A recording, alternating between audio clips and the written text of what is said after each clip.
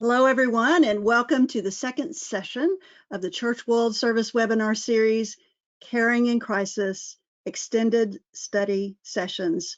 I'm your webinar host, Reverend Mary Hughes with Crisis Care Ministries, and we are so glad that you've joined us today as we consider how we can embrace God's future without forgetting the past. We're so grateful that Bishop Mike Girlinghouse is here to help us think about our relationship with the past and move forward creatively into the future. And we'll have him start in just a moment, but we want to have some information from you all. We know that you can't see each other, but we also know that our community gathered here is rather wide across the United States as well as perhaps the world.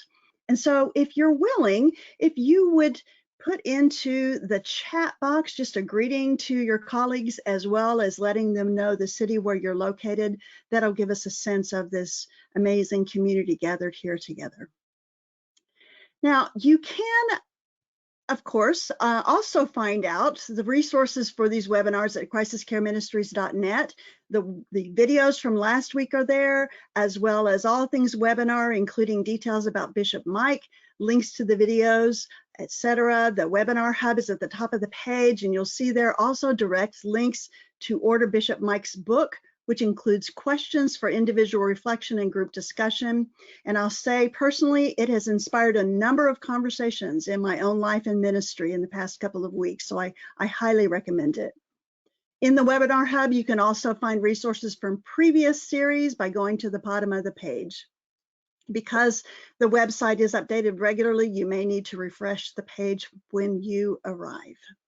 Throughout the webinar today, please feel free to type questions or comments in the chat box, and we hope to be able to address those questions and comments throughout the webinar as well as toward the end of our time together. If you requested an attendance certificate when you registered, you'll be receiving that link and the information about that by email. And if you have questions, please contact Heather Wilson, and she will put her email in the chat box for you to be able to see how to contact her. Now, one more thing before Bishop Mike begins. We have a request of you as well about another possibility we're discussing. You know, we had such great conversation last week, and some of us had conversation the meeting after the meeting, and we realized that in the go-to webinar, you can't see each other. That's a great format. It's a format that Church World Service uses for webinars. We'll continue to use that for these 4 sessions, but we also recognize that we might just want some bonus time together, a bonus 5th session, this time by Zoom, February 14th. We're considering adding a bonus session. We'll turn on the cameras, we'll turn on the mics, and we'll just have an open conversation. So if you're interested in possibly attending this bonus session, would you please type the word bonus right now in the question box? Thank you. And as well, we are so glad that you're here. I know that many of us are dealing with weather across the country, and so we're glad that we're able to meet together in this virtual format. Thank you. And now we welcome Bishop Michael Girlinghouse, Bishop of the Oklahoma-Arkansas Synod of the Evangelical Church in America.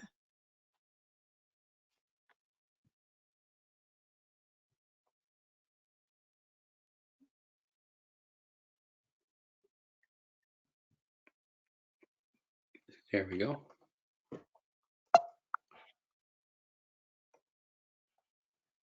There, good morning. It's good to be back with you and to continue our conversation about embracing God's future without forgetting the past. Last week, we talked a lot about loss and grief, sort of more in general terms, particularly in terms of how we experience grief as individuals, but also some about how that plays itself out in the life of our congregations. And so today we're going to dig into that a little bit further and talk about loss in congregational systems. Start again with a quote, and this is by Therese Rando in her book, The Treatment of Complicated Mourning.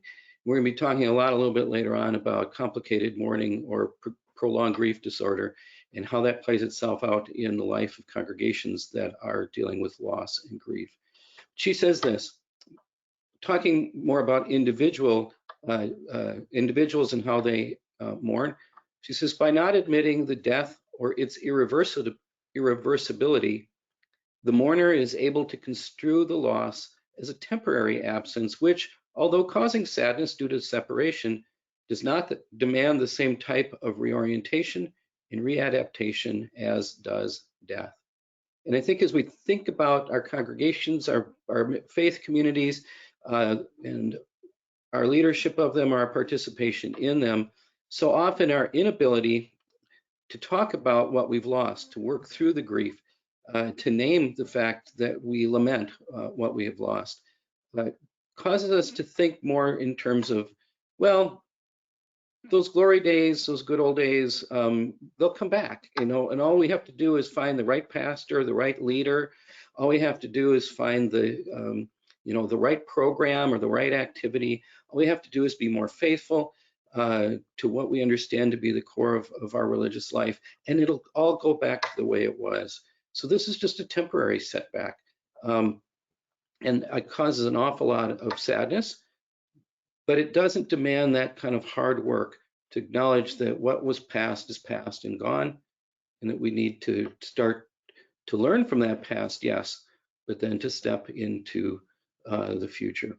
And so we're going to talk about how that works in congregational systems. And then the second half today, we're going to talk a little bit about the difference between yearning for the past and nostalgia from the past. So that's kind of where we're going today. But first, a question. Last time I asked you if you were with us at that time, I asked you to think about a time when your particular faith community experienced some kind of a loss, particularly a significant loss, but it doesn't even have to be a significant one. And we know that our congregations, our faith communities are going through lots of loss, particularly as we come out of a pandemic time. So remembering that time, I want you to think just for a moment about how your faith community and you personally work through that loss. What happened? What was said? What wasn't said? What helped you as you confronted and dealt with that loss? What got in the way? What were the barriers?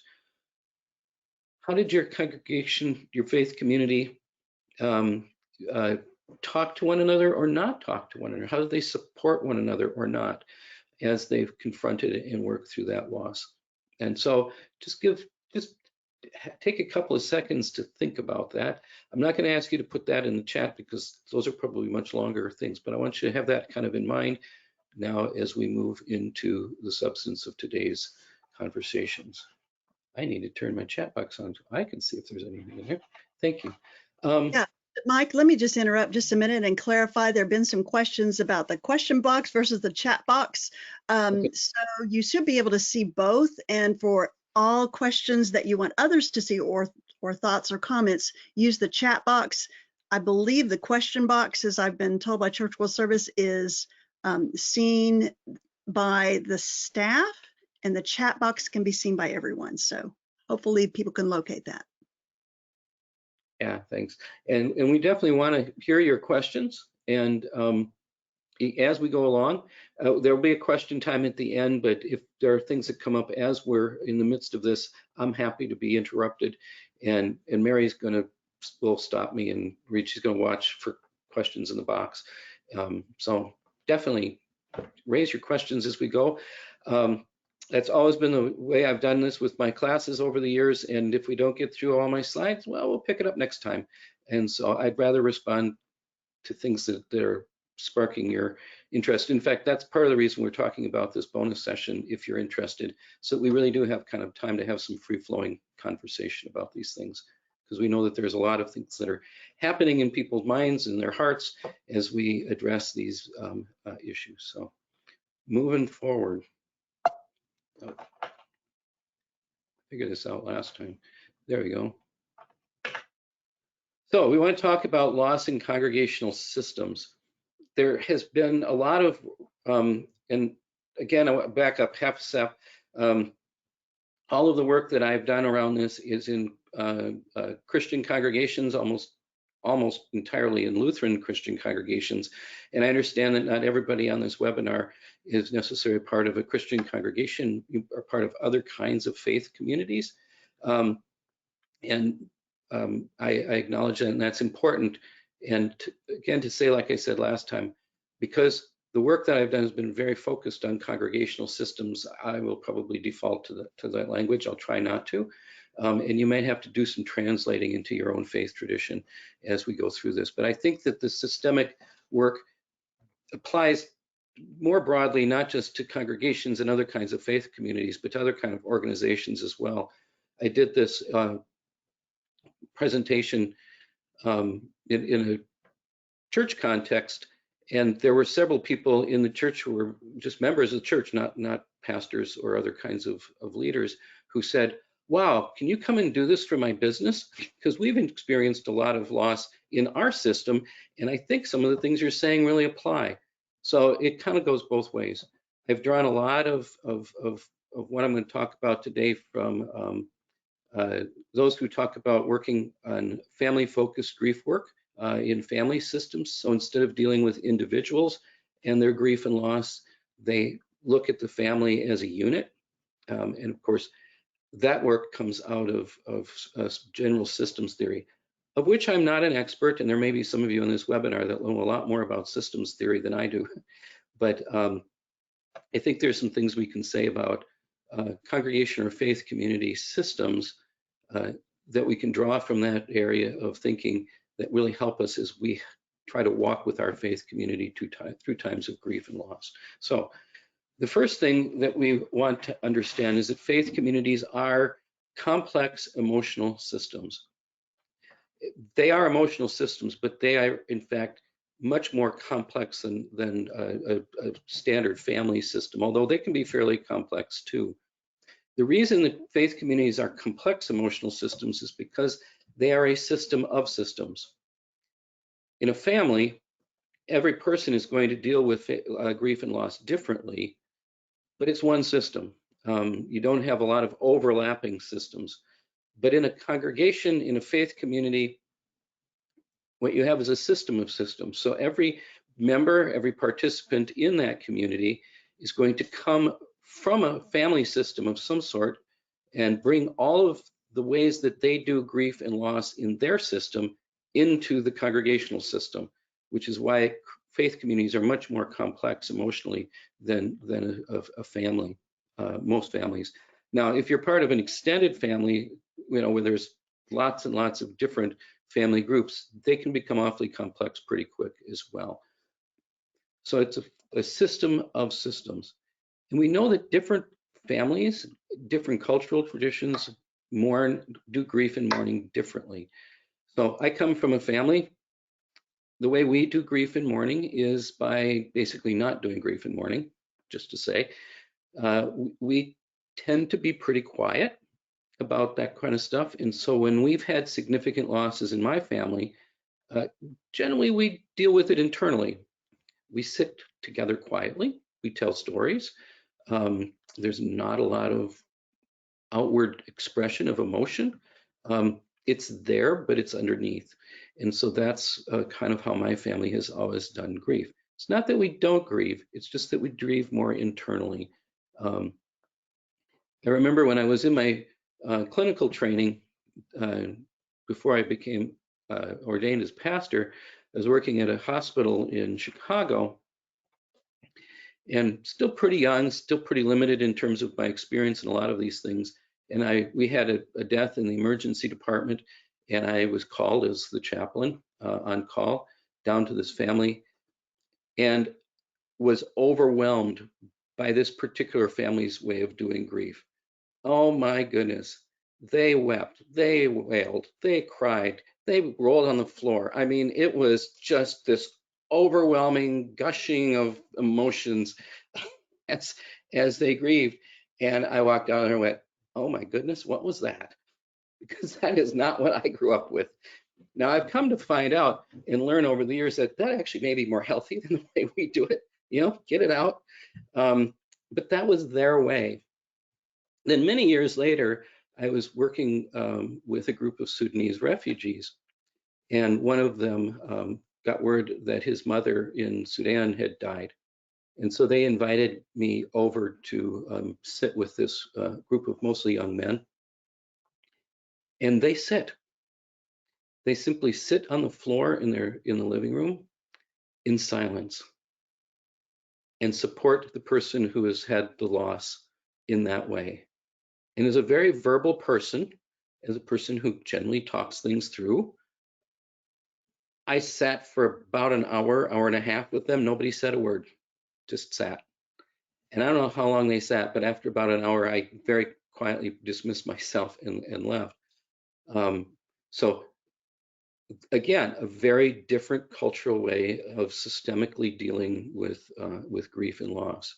And it's not that the way my family does it is right or wrong, or that family in the emergency department did it right or wrong, or these Sudanese refugees did it right or wrong.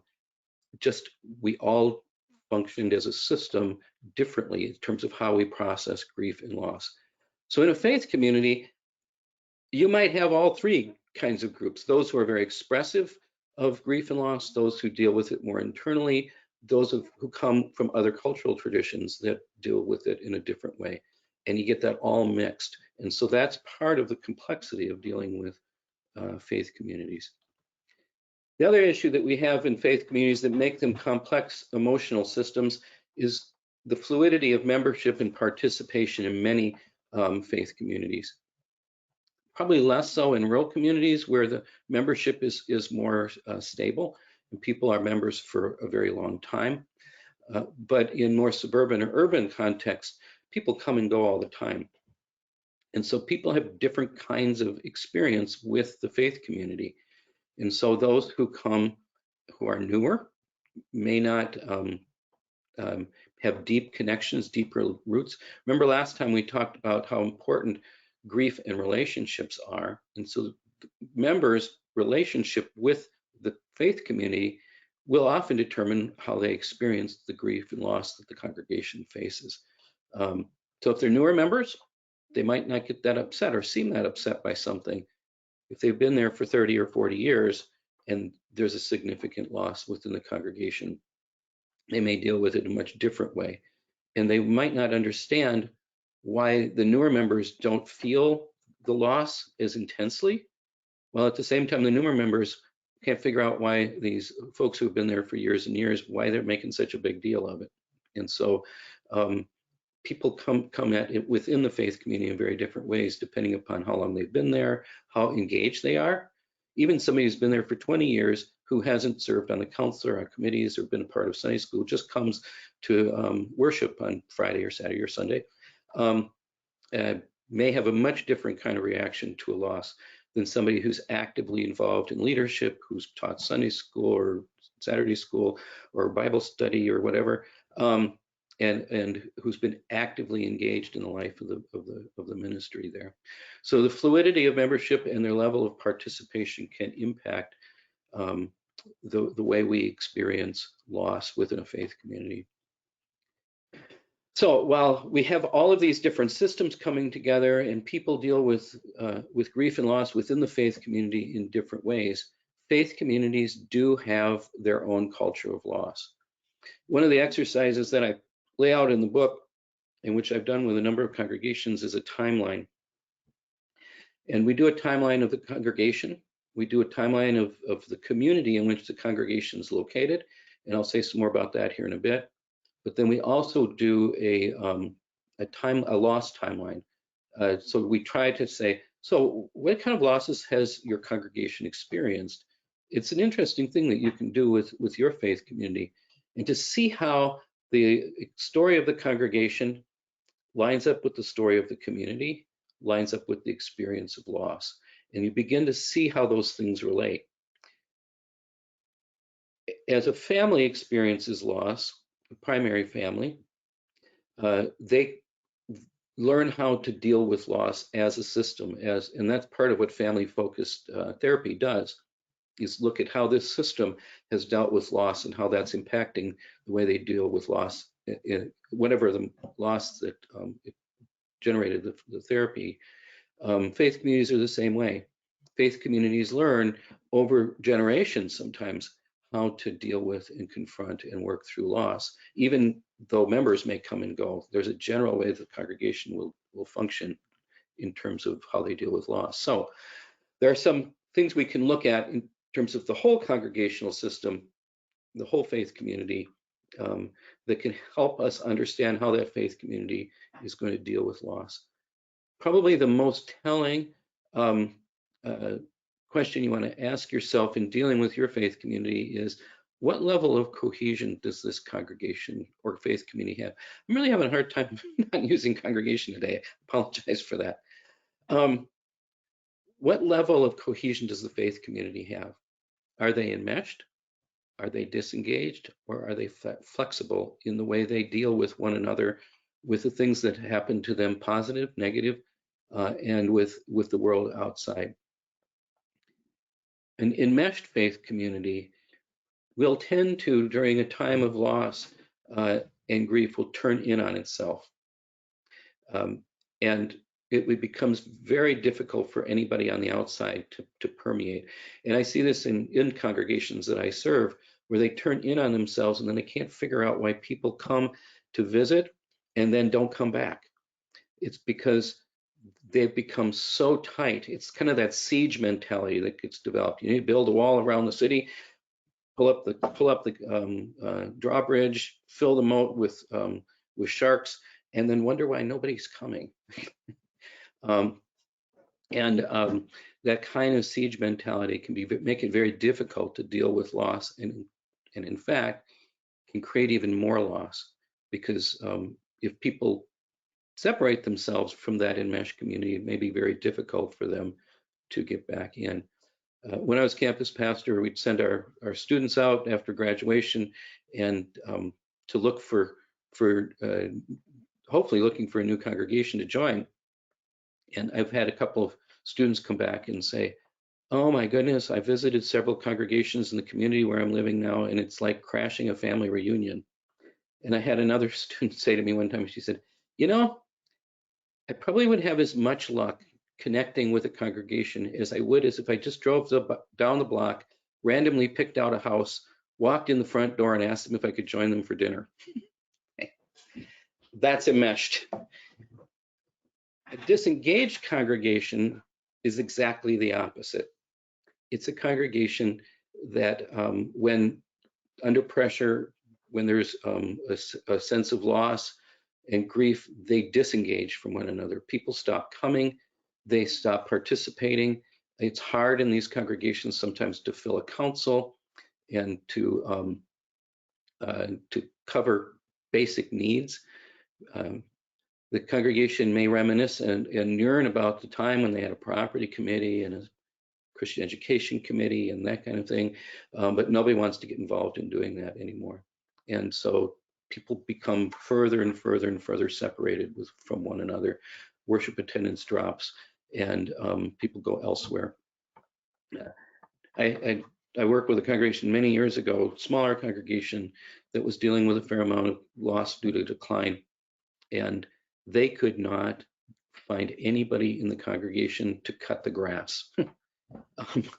And it was getting so long that the city had tagged the church building because the grass had gotten so long, and nobody would do it. They could not find anybody who was willing to do it, and they didn't have the money to hire a service to come out and do it. And so at that point, they had gone from working with the council to just having a monthly congregational meeting, kind of the old New England town hall style of working, because there weren't enough of them to have. Well, basically everybody who was there practically needed to be on the council, and they couldn't get anybody to agree to do that. So they had a congregation, their monthly congregational meeting, and the president of the congregation said, we're not leaving until we figure out who's cutting the grass. And she dug in her heels, and they had a long meeting while everybody stared at each other. Nobody wanted, finally one family said, well, I'll cut the back if somebody else will cut the front, and they got the grass mowed. That's a disengaged congregation.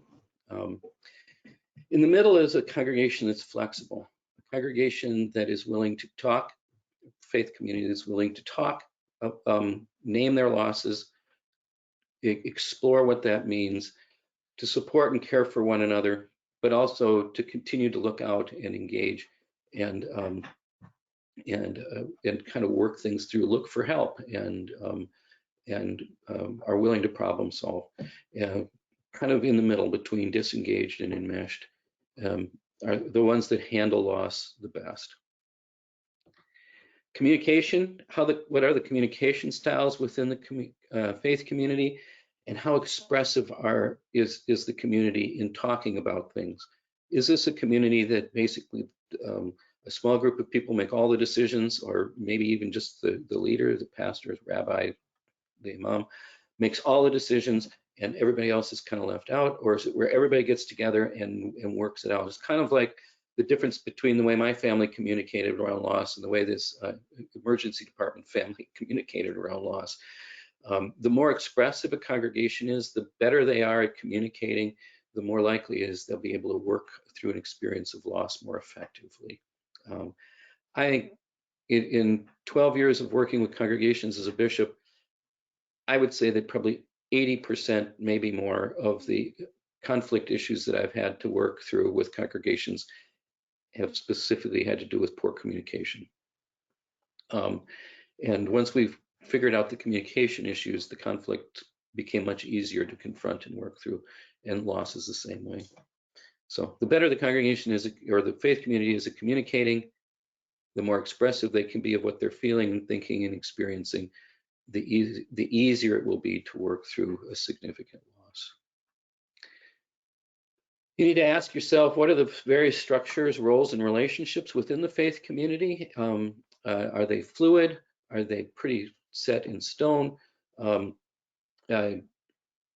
does the faith community kind of roll with the punches in terms of their structure, their roles, and the relationships?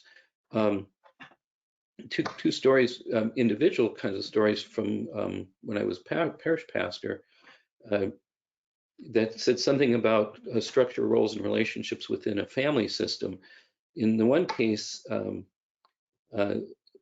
the mother had significant hospital stay, and was a family that had very structured, very rigid roles and relationships.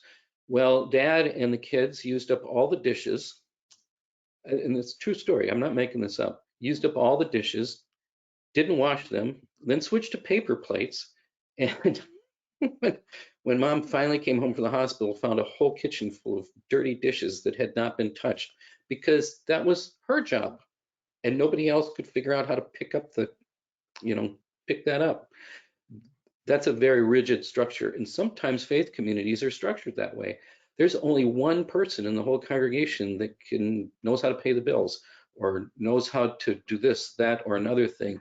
And so when something happens, that person dies, leaves, or there's another kind of thing, there's nobody that knows how to pick that up. And that can be very problematic. The other story is of a woman whose husband died, and he took care of a whole bunch of stuff. We had to teach this widow how to write a check. She'd never done that. He did all of that. I remember having to go to the gas station and teach her how to pump gas. I mean, she was completely dependent on him because they had such a structured set of role responsibilities in their marriage. So the more that power can be shared within the life of a faith community, the more that roles and relationships are clear and shared in a more collaborative sense, usually the better the faith community can handle significant loss.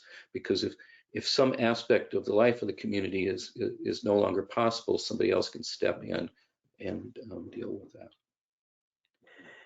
What is a faith community's help-seeking behaviors?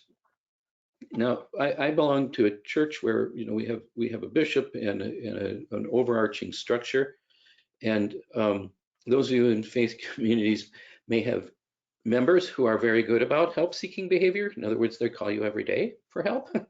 And then also, you may have those who probably should call for help and never do. Well, faith communities are the same way. There are some, we have 45 congregations in our synod. Of the 45, there are a handful that I hear from very, very regularly with looking for resources, looking for help, inviting us in to do workshops. They regularly reach out, not just to us, but to others in their community who can come in and teach them things.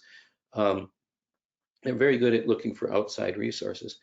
there are some other congregations in our synod who I have not heard from, but maybe 3 or 4 times in 12 years I've been bishop. And I do have to say, just in defense of those folks, it occurred to me, oh, this was some time ago. He says, well, let's see, I was a pastor for, what, 20, 30 years. And I thought, how many times in those 20 or 30 years did I ever call the bishop and say, could you help me with this? And it occurred to me that I don't know that I ever had. So, not real good at help-seeking behaviors, I have to confess. But I now know, gosh, there's times when maybe I should have called the bishop and said, could you help me out with this? But anyway, all of those things create this culture of loss within the life. Oh, not quite there yet. And then how does the congregation deal with and work through conflict? Because loss can often, because as complex as these emotional systems are, loss and change will often result in conflict. And so if congregation, the faith community is not good at working through conflict, in the best of times, they're certainly not going to be able to work through conflict well that emerges because of change and loss. And the good news is congregations can in fact be taught how to do conflict well. I have a workshop for that. We already talked a little bit about loss history. That'll teach you a lot about how the faith community will handle a future loss. So I'm not going to dig in there. Every faith community is located in a local community of some sort. And the local culture of loss will also impact how the faith community handles loss. So another line on that timeline is the community's experience of loss and how that loss has been dealt with. And so if the community at large is in a time of decline, where population is dissipating, you're going to have to understand how the community is dealing with that decline before you can begin to understand how your faith community is dealing with that decline, because there's going to be a lot of significant overlap there. If the community has experienced a disaster of some sort, it's going to affect, and how the community deals with that loss is going to impact how the faith community deals with loss. And so the local culture of loss is going to impact how the faith community deals with loss. But then, so we want to look at what are the community experiences and history of loss. What are the local demographics? What's happening in the local community in terms of growth or decline? And then I'm going to say one thing. I don't have a bullet point for this, but the other thing we have to be aware of is we think about how a faith community and how that system functions is how it's impacted by macro trends in the culture at large and in the world. And so we have been in a period of a religious decline since the 1960s across religious traditions. Some places have grown, some places have declined, but in general, religious participation has been in decline. It really peaked in the 50s and into the early 60s. In my own church, I can use as an example, in 1940, the churches that are now part of the Evangelical Lutheran Church in America had just a little over 3 million members in 1940. We peaked in the early 1960s at almost 6 million members. Now, in 2023, we're back to 3 million members in terms of participation. So there was this growth, dramatic growth in religious participation in the 50s and 60s following the Second World War. A lot of that has to do with generational stuff. I'm not going to go into all that. I do in the book, but then decline. Increasing secularization, the rise of technology, first the TV back in the late 60s and into the 70s, and now the emergence of social media have all impacted the change that our faith communities are experiencing. And many of those things we can't do anything about and aren't going to do anything about. I mean, we're not going to make social media go away. It's just not going to happen any more than we are going to suddenly see a change in our individualistic, consumerist, mainstream American culture. Those things are not going to change. And next week and in the week after, we're going to talk about a lot about how do we begin to adapt to some of those things that we can't change, but we can learn how to do our faith work and our ministry in the midst of that. That's a advertisement for future sessions. Going on. On the other hand, congregations, faith communities also need to have a sense of continuity. Actually, continuity is one of the most important psychological needs that we have as individual human beings. We need to have a sense of continuity in our lives, that what's happening now connects to what happened yesterday, what happened the day before, what happened 10 years ago, and that what I'm experiencing now, in fact, will have some bearing on what happens tomorrow and the next day. We need a sense of continuity, and when we experience discontinuity in our individual lives, it can really mess us up and can really throw us for a loop and can cause all sorts of problems. And a death or a loss is an experience of discontinuity. It always is, and it generates grief, as we said last time. Faith communities are the same way. When the customary patterns of our faith community are disturbed by change, by loss, by something that happens in the larger community, we suffer a kind of a culture shock, a sense of discontinuity, that what's happening now has somehow become disconnected from what happened a year ago, 10 years ago, 15 years ago. And we're going to struggle, as all systems do, to restore that sense of continuity, of balance. And that's one of the kind of key components of understanding how family systems work. Peter Steinke, who's done a lot of work in how church families function and congregations as emotional systems, says this, and you have to forgive the little Lutheran thing here at the end. Almost instinctively, we either resist change or reduce its shock by resorting to the familiar, making a situation like home, or the same as in Minnesota. And only Lutherans are going to understand that joke. There are a lot of Lutherans in Minnesota. In fact, we used to say there are more Lutherans in Minnesota than there are people. Here in Oklahoma, we might say the same thing about our Baptist siblings, or maybe even our Methodist ones. but you get the point. We default to the status quo individually, but also systemically in our faith communities when there is a disruption, when the sense of continuity is disturbed. And we'll talk some more about that here in just a minute. How are we doing for questions? I'm not seeing anything. I think everyone is intently focused upon what you're saying, but we will invite you to put the questions in the question box. I've been informed that there's a technical glitch, and I think that Heather Wilson may have answered some of those questions about the technical side of things in the question box, but we're going to go back again and say, put your questions in the question box and not the chat box, because apparently the chat box is not visible. So you all, hopefully we can make our way through those technical concerns, and your instructions would be, again, if you have questions, to put them in the question box. So thank you, Bishop Mike. You're welcome. I just thought it would be a good place to take a breath. We kind of touch on this. In the faith community system, we try to restore homeostasis or balance in the midst of imbalance. We default to traditions and rules, to traditional patterns of behavior, even if they're not functioning anymore.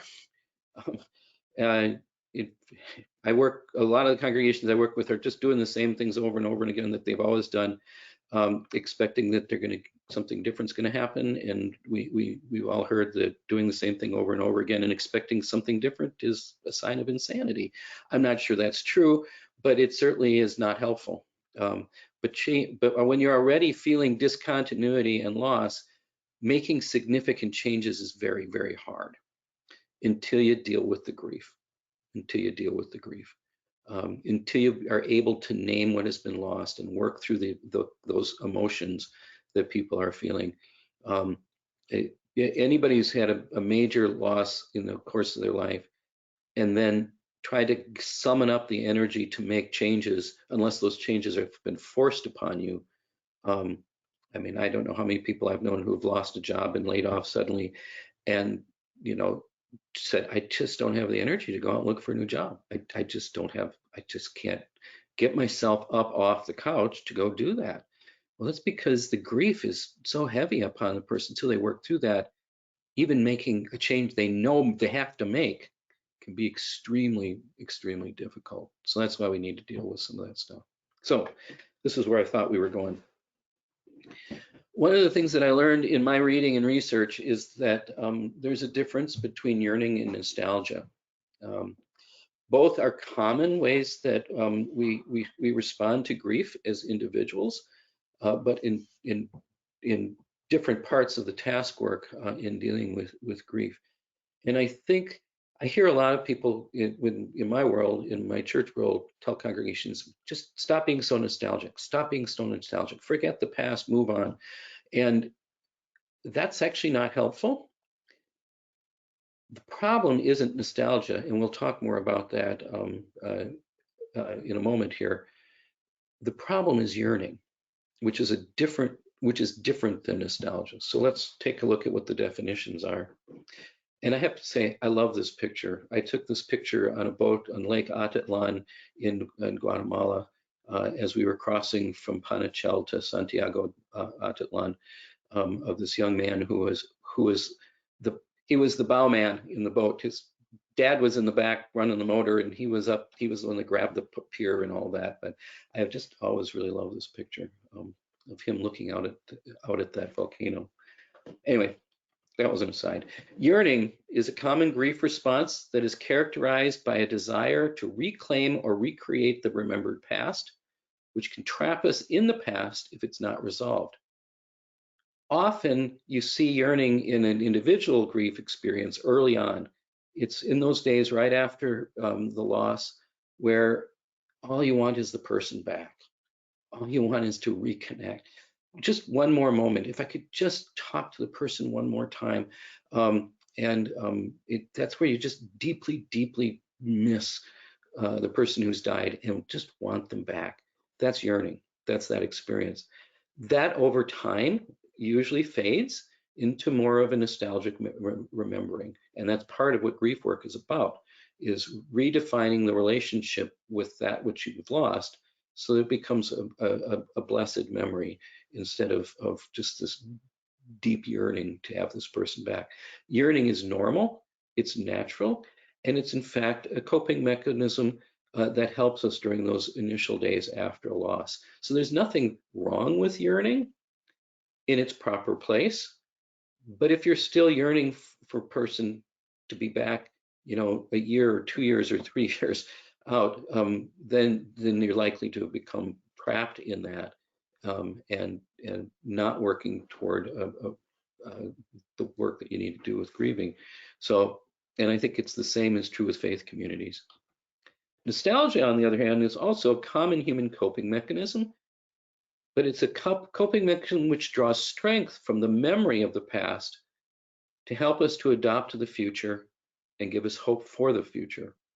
The simple example is you move to a new community and you're feeling, kind of disconnected and alone. There's a sense of discontinuity, and you think, oh, am I ever going to make friends in this new place? And you think, I remember when I moved to the last community and I kind of felt the same, remember feeling the same way. And then I met this person and I met that person, and then I made some friends, and I go, gosh, if I did it then, I can do it now. And that can motivate us to then go out and make new friends. Rather than just sitting at home going, oh, I remember how great my friends were back in the old place. And I just, oh gosh, I'm just gonna call them every day forever. And That's more yearning. And like I say, the first little bit when you move, there is yearning. And I know when I've moved, I tend to stay in touch with people and whatnot. But over time, that in touch becomes maybe a little bit more spread out. We still stay in touch, but it's a different kind of relationship as it's defined. That's the difference between nostalgia and yearning. So let's take a little closer look at yearning. This was a bishop colleague of mine defined this desire to recreate the past, which is what yearning is about. And I love this quote, so I regularly quote this. She knows I quote it, but so she said to me one time, she says, trying to recreate the past is like reaching for a chocolate chip cookie at the potluck, biting into it and finding out it's raisin. Now, if you prefer raisin cookies, you have to turn that around. It could be reaching for a raisin cookie and finding out it's a chocolate chip, but I'm guessing you're in the minority. But you know the idea. You just can't turn a raisin cookie into a chocolate chip cookie. It's not going to happen. There are two problems with trying to recreate the past. And when we in congregational systems try to do that, we usually fail. And it can create all sorts of trouble within the life of congregations. The first reason we cannot recreate the past is because the world has changed. The world of yesterday is not the world of today. We know that cognitively, mentally, but there's a part of us that yearns to go back, but you can't because the world itself is different. The things happening in the world around us are different. It's just a different reality. And the second problem is the remembered past actually never existed. The remembered past never actually exists, at least not the way we remember it. Several years ago, I heard a TED talk on memory and how our memory works. And according to this particular researcher, the problem is that the stories that we tell ourselves over and over and over and over again about something that happened in the past have been massaged so much by the telling that they're not very accurate anymore. Oftentimes we sanitize them. We take out all the bad stuff and just remember the good stuff. That's a common thing for us to do as human beings. Or the other way around, we can have memories that all we remember is the bad stuff and none of the good stuff.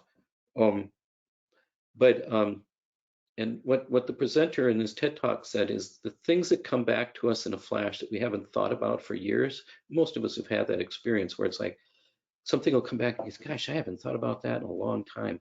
Those are actually the most accurate memories we have because we haven't had a chance to massage them by telling them over and over and over and over and over again. And sometimes the stories we tell ourselves about our faith communities have been massaged so many times that, we remember a time when, the church was full and all the children were well behaved and, and offering plates were overflowing with money, and we have completely forgot all the stuff and I don't know that children have ever been perfectly well behaved in worship, at least not according to my mother. So the past as we remember it never really existed. So it's a little hard to recreate something that really never existed in a world that is completely different than it was 10 years ago, 15 years ago, 20 years ago or more. So what happens when we get trapped in the past? With individuals, we talk about prolonged grief disorder, which is an actual psychological diagnosis. There's a diagnostic code for prolonged grief disorder, and there are symptoms for prolonged grief disorder or complicated grief, or sometimes it's called abnormal grief, but I like prolonged grief disorder. When we get stuck in our grief and then need some help moving forward. So, and when I read the diagnostic description of prolonged grief disorder, as I started doing this research, I read it and went like, gosh, this describes 2/3 of the congregations I work with as systems. And so it's helpful. And so you think about your own faith community and some of the ways they maybe have become trapped in the past in their own grief and sense of loss, and see how your congregation or your faith community lines up with this. So prolonged grief disorder generally results from experiences of complicated grief, grief which is complicated in a whole variety of different ways, and I'm not going to take the time to go into all the ways that grief can be complicated. Some days I think all grief processes are complicated by something, but some are much more complicated than others. So prolonged grief disorder is diagnosed when these things are persistent. And depends upon which diagnostic codes you look at. Usually they say, some of them say if they are persistent at, 6 months after the loss, which I think is probably sometimes a little early, up to 12 months following the loss. But in most of our faith communities, we're talking about things that have been persistent sometimes for decades. So, I mean, you know, we're not talking 6 months. But if it's some of the grief that's coming out of some of the change and loss we've experienced with COVID and the pandemic, some of these symptoms, it may, your faith community may still just be working it through, and that's okay. What I always look for in pastoral care with grieving people is whether there was any movement, you know, if they're working on it. If they're working on it, I figured they were okay. If they didn't know how to work on it or couldn't work on it or was stuck, you know, and after several conversations or visits, that's usually when I would be saying, maybe we need to get you connected with a grief counselor or a grief therapist, somebody who can help you get unstuck in some of this stuff. So what I'm saying is, this is fuzzy. And that's one of the problems with diagnosing prolonged grief disorder, because different people do this differently. Different griefs are different. And so you can't say, well, at 1 month you should be doing this, and at 3 months you should be doing this, at 6 months you should be doing it. I mean, it just doesn't work that way. And I think it's the same true with our faith community. So persistent is kind of an important word. So here are just some of the ones. Preoccupation with the past. If you can't get your head out of the past and have no future orientation, and that's been going on for a long time, that begins to become symptomatic of some grief that's been unresolved. Emotional numbness. I talk with my associates sometime about telling a joke on Sunday in church. Some congregations will laugh, and some congregations won't. And there's lots of reasons for that, but sometimes I'm just not funny. I mean, you know, I'm willing to account for that, but if congregations are emotionally, or faith communities are emotionally flat, that should be a sign that something's going on in the system. Persistent intense sorrow and emotional pain. That's common fairly soon after a loss. Depending upon the kind of loss, that can go on for some time. But if it doesn't seem to be resolving in any way, we probably need some help. Bitterness or anger, both, again, not uncommon emotions that are expressed in the midst of loss. But if that persists, people get trapped in their bitterness or anger, and I could tell stories about that, then it becomes problematic. Difficulty of accepting the loss, of even being able to name the fact that there's been a loss. And in some complicated griefs where there was, for example, no body found, or the body was, you know, was closed casket, you know, and you couldn't actually see the deceased because of an accident or something. It can be very, very hard for somebody to even get their head around the fact that the person is gone. The same is true for our congregations and our faith communities. There can be just, nobody even wants to even name the fact that there's been a loss. Maladaptive appraisals about oneself. The faith community used to be, you know, 1,000 members or 500 members, and is now 150 or 200 members, is still functioning just like they were still 500 members. I work with a number of congregations like that. And it's like, you know, we have 60 people in worship. We can't fill all the spots on our committees. Well, how many committees do you have? We have 8 committees. Why do you have 8 committees in a congregation that has 60 people in worship? Well, we've always had 8 committees. Well, how big were you then? Oh, well, we used to have 350 people in worship. Well, maybe we need to do a little restructuring. You know, so we often say to congregations, how can we help you be the best version of who you are? Not who you used to be when you had tons of money. You can still do ministry with 60 people in, you know, in the worshiping committee. You can't do it the same way you did when you had 300 or 500 in worship. That's true, but you can still do ministry with 60. Let's talk about how that's going to look. So that's a very common one that I see. Those who are trapped in the past often have difficulty trusting others, feeling alone or detached, feeling that life is empty or meaningless, or confusion about one's role or in a diminished sense of identity. They can have difficulty with positive reminiscence. This is the opposite of just remembering the glory days of the past. I mean, it's like you just can't think of anything good that's going on. And difficulty or reluctant to pursue any interests or plans for the future.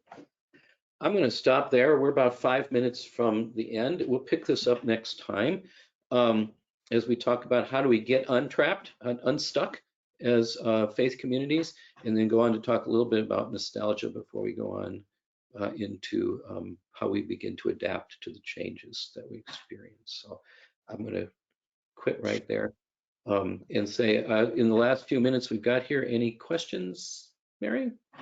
I'll give them a moment to type any questions or comments that they might have in the question box. And while we're giving people a little bit of time to do that, I actually have a question.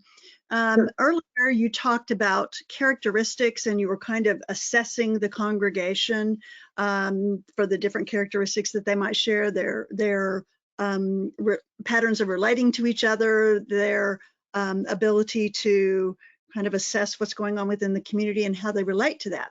So the question that I have for you is, as you're working with a congregation and you're helping them work through grieving, how does that assessment work? Is that assessment one of the tools that you use to help them begin that grief process? Yes. I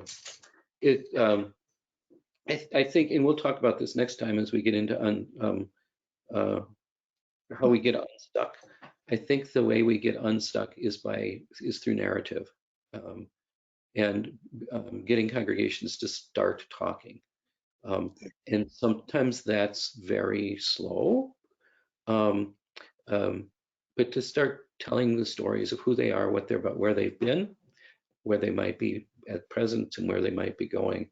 And we'll talk a lot more about that in sessions 3 and 4. But yeah, we start by getting a congregation to take a good look at themselves in the mirror, and then to explore. And sometimes we have to do some training in terms of helping people to understand how to communicate well, to understand their own grief styles. That's why I like doing the timeline exercise with congregations.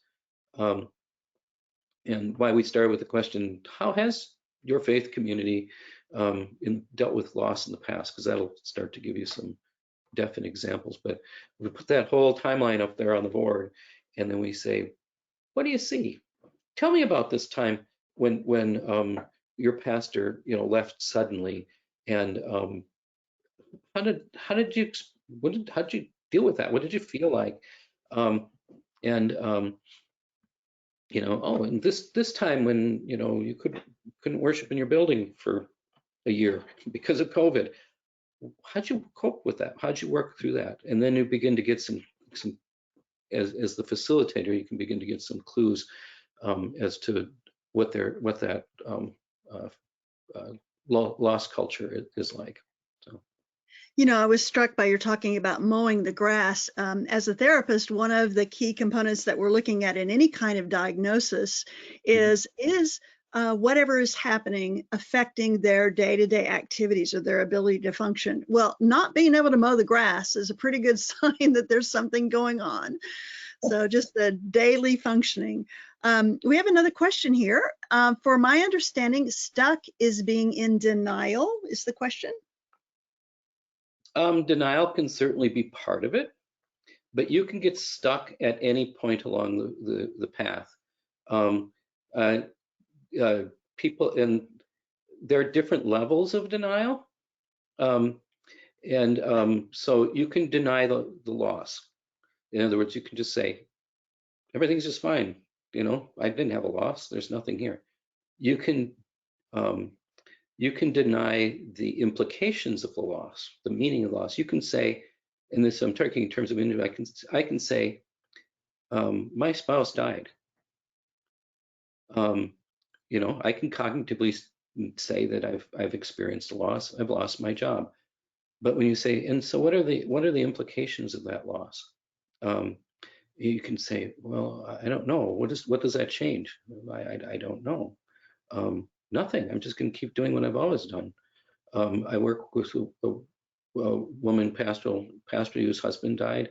Every day at 3 o'clock, you know, she would, before he died, would go and sit in the kitchen, look down the lane, and wait for him to come home from work, and then they'd have coffee. And she could tell you that he was gone, that he died, and yet she was still every single day sitting at in the kitchen, looking down the lane with her cup of coffee.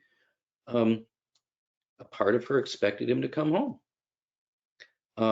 That's a different kind of denial. You can so you can get stuck in the implications of the loss rather than just, I mean, so you can say, you know, yeah, I know our congregation's only got 60 members, but now we used to have 300. You can cognitively say that, and yet when you say, then why are you doing things exactly the same way you were doing when you had 3 members? And the response often is, oh, well, I don't know, you know. Or even more, they'll just say, well, because that's the way it always has been. And that shows signs of stuff. So there are various places you can just get stuck in accepting the reality of the loss. You can get stuck in your pain, where you know very well you've had a loss and all the implications, and you are still, I had a student one time who was really concerned about her grandmother whose husband had died, I don't know, 10 years ago, and she curled up on the couch and wouldn't move. She spent 10 years crying every single day and watching soap operas. She took my class because she's like just trying to figure out what to do to help my grandmother. She was stuck in her pain. So that's different. She knew very well what the loss was. She couldn't sort out the pain. So there's different kinds of stuckness, and you can get stuck all along the way. Well, Bishop Mike, again, I see another sequel to your current book that might be talking about psychological defenses like denial and some of the other defenses that we use and how they affect congregational life. So I hope you're taking good notes for your next book. So we are at the top of our hour.